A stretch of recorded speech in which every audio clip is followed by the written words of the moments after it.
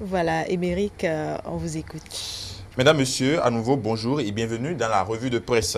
Une revue de presse que nous démarrons par cette actualité liée à la rencontre du chef de l'État et les forces politiques de l'opposition représentées par Moukara Madjibade Koussonda, Éric Roundete, Guy Mitokpe, candidat Zanaï, Théophile Yahou et Justin Adjovi. Les quotidiens nous rapportent l'information.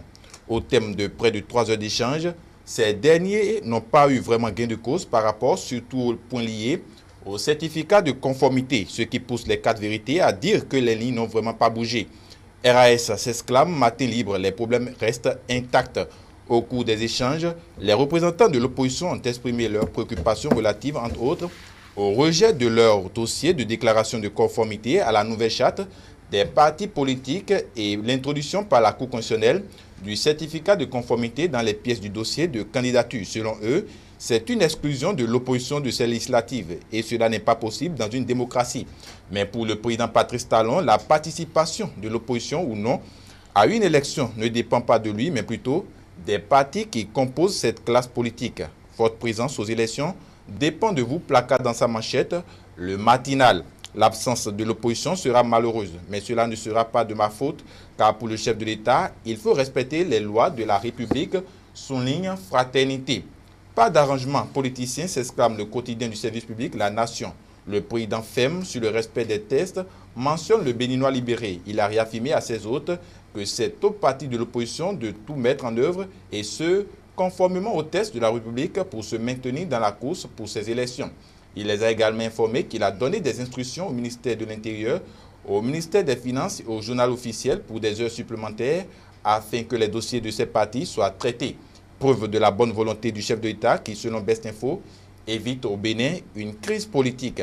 Et ce que certains citoyens n'ont pas pu éviter hier, c'est le blocage des voies dans certaines localités du pays, de Porte-Novo à Tiaoua en passant par Lada et Tori.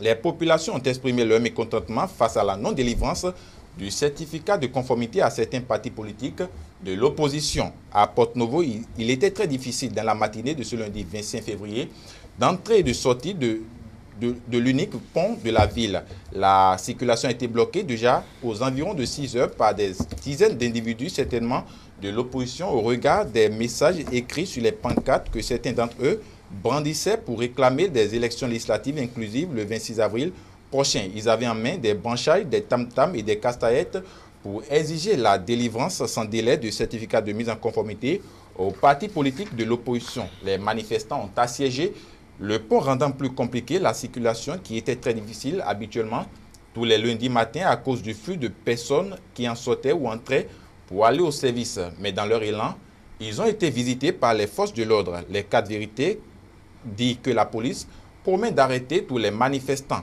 Mais pour Fraternité, ce n'est plus une promesse. Plusieurs manifestants ont été arrêtés. Le potentiel de confirmer l'information. Les badauds appréhendés par la police républicaine, la hiérarchie policière, insiste que force doit rester à la loi et met en garde tout fauteur de troubles à travers des attroupements illégaux.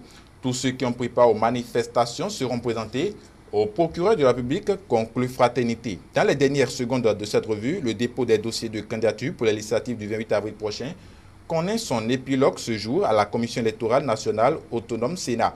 Pour le quotidien du service public et la nation, c'est un mardi de vérité à la Sénat. C'est la journée la plus longue pour les candidats selon Fraternité. Et pour cause, c'est ce jour que sera officiellement clôturé le dépôt des dossiers de candidature en vue des élections législatives du dimanche 28 avril prochain. L'opération qui a été ouverte le 21 février dernier connaît son épilogue ce jour. Et comme il est de tradition, les partis politiques attendent souvent le dernier jour pour déposer leur dossier. Les élections législatives prochaines, les 8e de l'ère du renouveau démocratique, ne font pas exception à cette pratique à laquelle les hommes politiques ont habitué le peuple.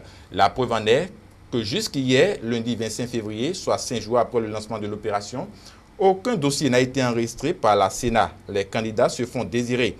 Ils attendent certainement le dernier jour pour déclarer leur candidature. Ce moment fatidique est arrivé ce mardi 26 février où ils sont tenus de se décider. Le soleil levant affirme que le dépôt des dossiers prend officiellement fin ce jour et les 4 vérités de conclure que selon Emmanuel Tiando, président de cette institution, il n'y aura pas de prorogation de délai.